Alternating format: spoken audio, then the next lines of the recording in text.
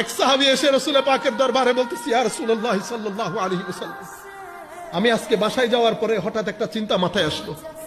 কি? ইয়া রাসূলুল্লাহ, আমরা দুনিয়াতে থাকতে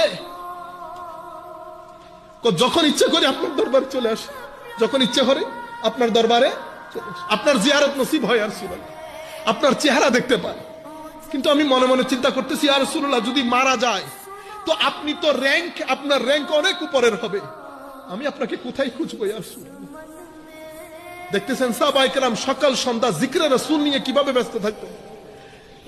সাহাবী এই প্রশ্ন করলেন, আমার আল্লাহ কোরআনের আয়াত নাজিল করে দিয়েছে, আমার আল্লাহ কোরআনের আয়াত নাজিল করে দিয়েছে। ওই আয়াত, মাআল্লাযীনা সিদ্দিক ওয়া শুহাদা ওয়াস সালিহিন ওয়া হাসুনা উলাইকা রাফিকা। আপনি যাকে ভালোবাসেন, যার অনুসরণ করবেন, মনে